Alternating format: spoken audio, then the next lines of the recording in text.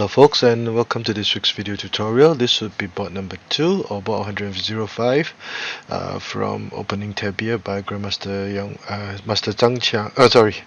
Master Wenqing and Grandmaster Zhang Qiang. Again, I would like to express my thanks for allowing me to use their material to make this video. So without further ado, let us begin. Central cannon. Sandwich horse defense. Again, in this bot, red develops his right chariot as a foul chariot and continues with p3+1, and black retaliates in a similar manner, forcing red to play h8+9 to develop the horse to the edge foul. Again, in this bot, black could play e3+5 for defense to consolidate his defense, and we will see. Now, in the previous bot, at this point in time, red will play c8+4, but in today's bot, red will play c8 equals to 7 for the 5-7 cannons. Now, the 5-7 cannons and the 5-6 cannons are very popular or commonly used variations to attack the enemy, and is especially against the sandwich horse defense. Now, at this point in time, red will play r9+1. Now, in this particular situation, with this move, black would develop his left chariot, and he would be prepared to push it over to this intersection. Now, this is one of the main lines for the sandwich horse defense, whereby black is prepared to give up this flank and concentrate material to attack red's left flank. Now, if he chose to play r1 equals to 2, red would not back down, play r9 equals to 8. Let's say red tried to go for the blockade. Black would simply sacrifice the pawn.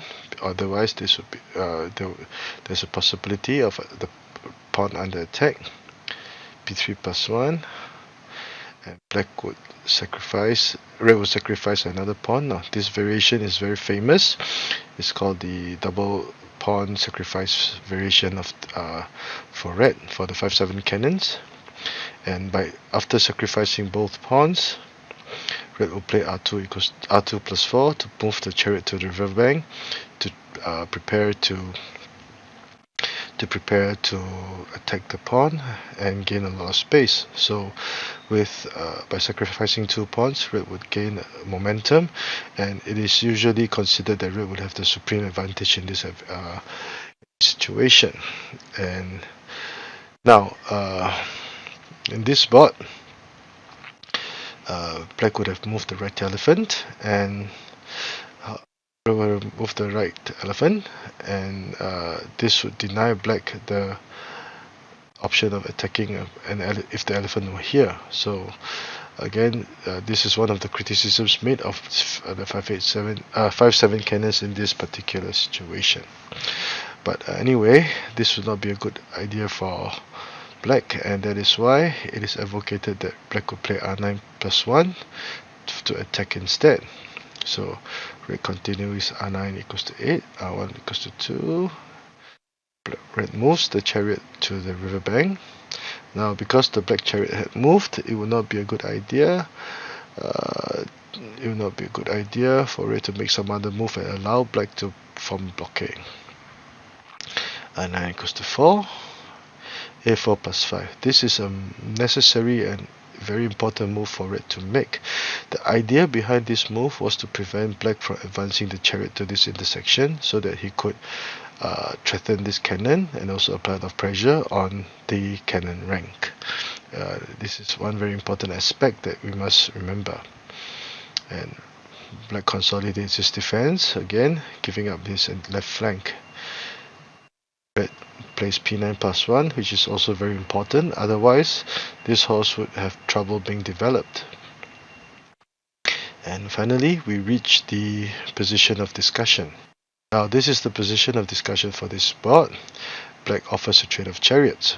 Now, there are 2 main variations. The first would be black refusing the trade of chariots, and the second would be red accepting the trade of chariots. Now, in variation A, black refuses. Now, although this would seem to be a very proactive move, but this is actually not very good for red. So black would immediately attack, advancing the chariot to the throat rank over here. Now, once the chariot is over here, there will be a lot of pressure being applied on this flank, because now black could move the chariot over here, block the elephant, and be prepared to try to take out the horse over here by advancing the pawn and using the cannon to capture the horse.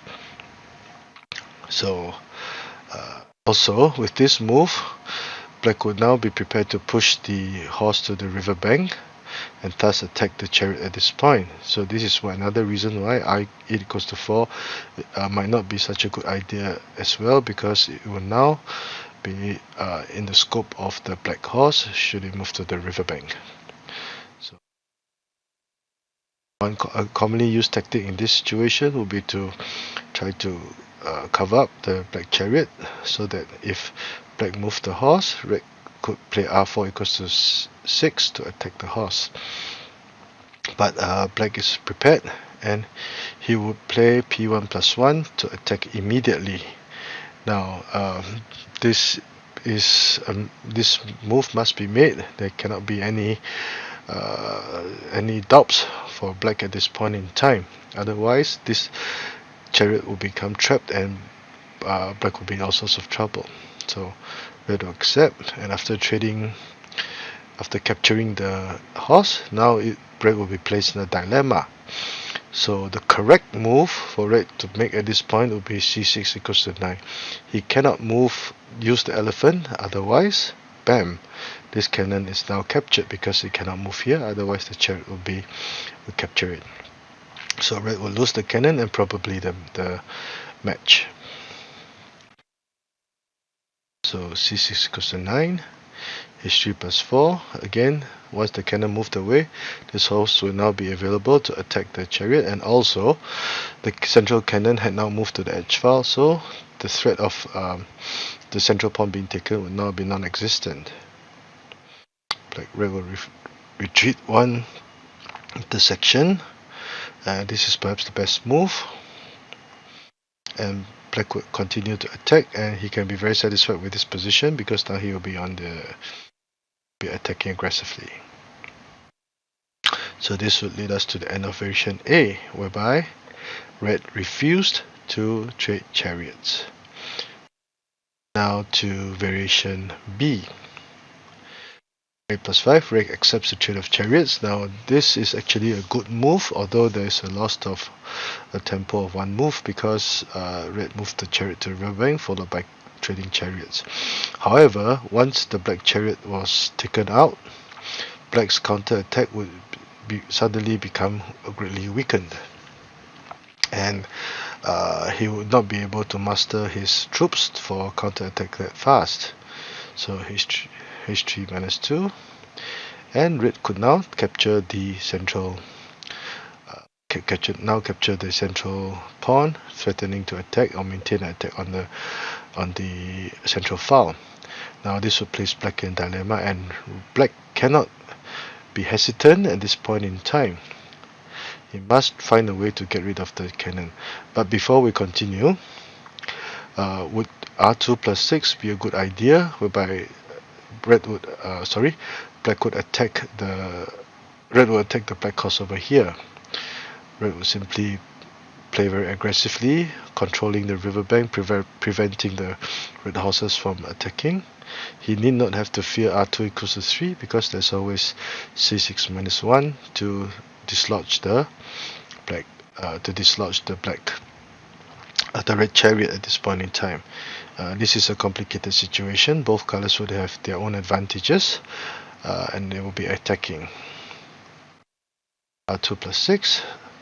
Okay, let us return to the main line, variation B. Now the main issue for black right now would be this red cannon over here, because it will be attacking and a direct threat on the black king.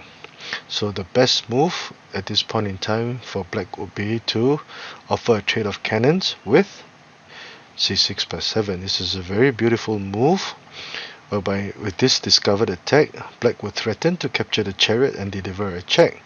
It would also attack the red cannon over here, so this would be a double attack.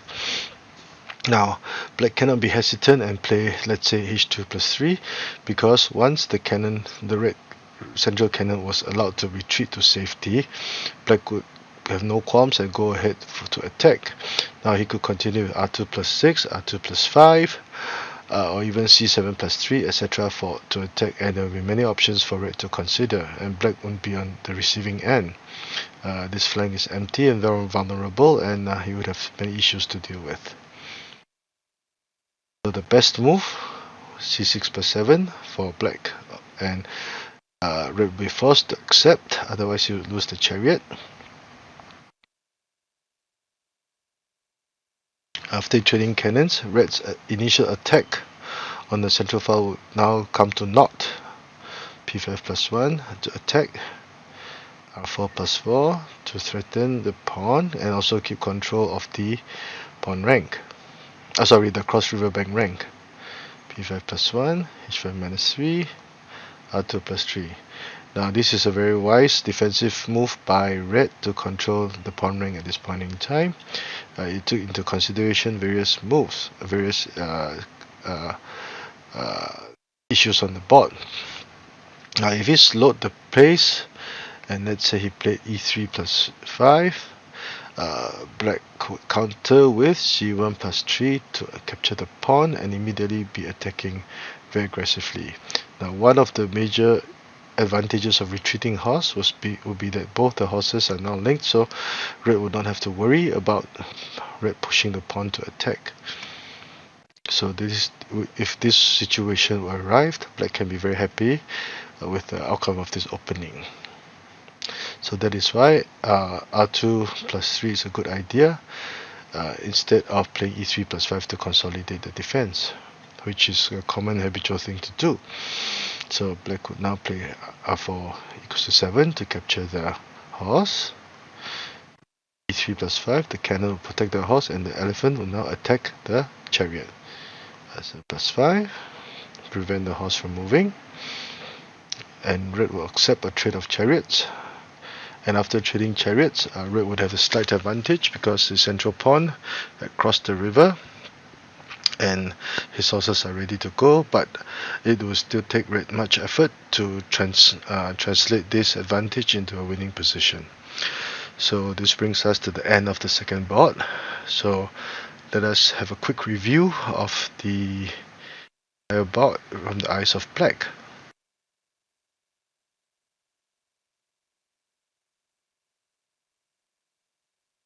Cannon, sandwich house defense, p3 plus 1 variation, p3 plus 1 counter, edge horse. Red defense with the right elephant variation, c equals to 7 for the 5-7 cannons, r9 plus 1 to try to move the chariot across the palace to attack this flank. Now if r1 equals to 2, red will sacrifice both pawns and gain an advantage. r9 equals to 8, r1 equals to 2, red patrols the riverbank, preparing to attack and trip pawns, but black is also ready with r9 equals to 4, and a4 plus 5 for defense. Otherwise, black would play r4 plus 6 to threaten the cannon. Black also defends. The central file is now staunch and will not have to fear any immediate attacks from red's cannon.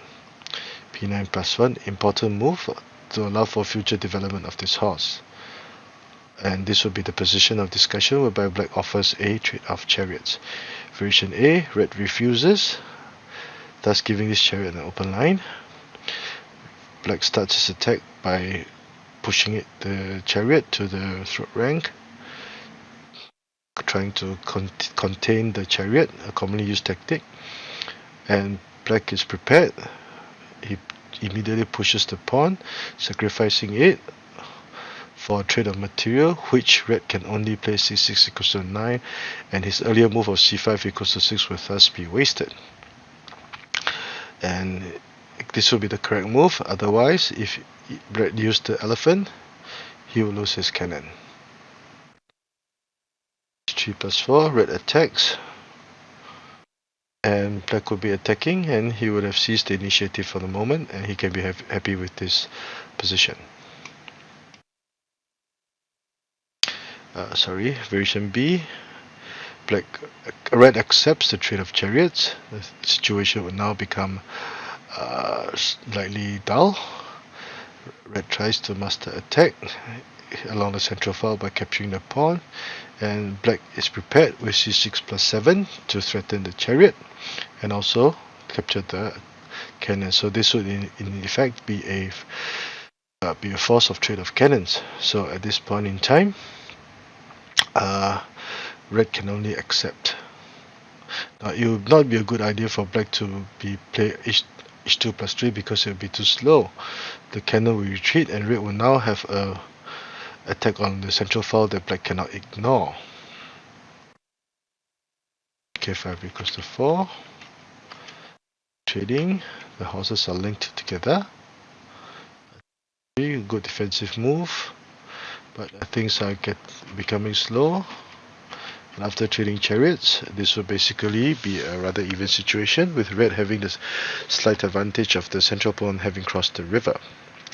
So black can be satisfied with this situation, and he will still have a playable game. So I hope you've enjoyed this short video. If you like the work that I've been doing, please give this video and my channel a thumbs up, and please subscribe. Thank you.